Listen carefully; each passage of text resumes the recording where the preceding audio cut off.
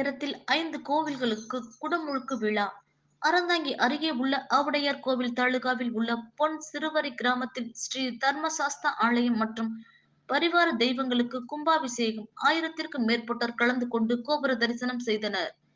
புதுக்கோட்டை மாவட்டம் அறந்தாங்கி அருகே உள்ள ஆவுடையார் கோவில் தாலுகா பொன் சிறுவரை கிராமத்தில் அமைந்து அருள்பாலித்து வரும் ஸ்ரீ தர்மசாஸ்தா மற்றும் பூர்ண புஷ்ப கலா சமேத ஐயனார், அற்புத விநாயகர், பெரிய கருப்பர், பாலையடி காளியம்மன் ஆலயத்தில் திருப்பணிகள் முடிவுற்று கும்பாபிஷேகம் நடத்துவதென கடந்த சில மாதங்களுக்கு முன்பாக கிராம நாட்டார்களும் கிராமத்தினரும் கும்பாபிஷேகம் நடத்த முடிவெடுக்கப்பட்டது.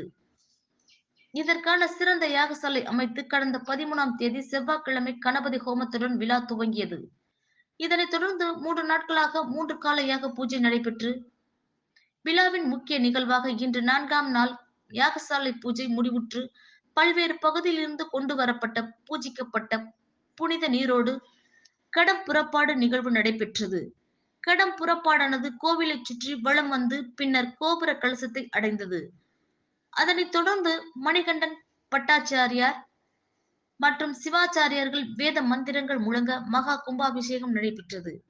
கும்பாபிஷேக விழாவில் பொன் சிறுவரை மற்றும் அதன் சுற்றுவட்டார கிராம மக்கள், ஆன்மீக மெய்யன்பர்கள் 1000க்கும் மேற்பட்டோர் கோபுர தரிசனம் செய்தனர். அனைவருக்கும் அன்னதானம் வழங்கப்பட்டது.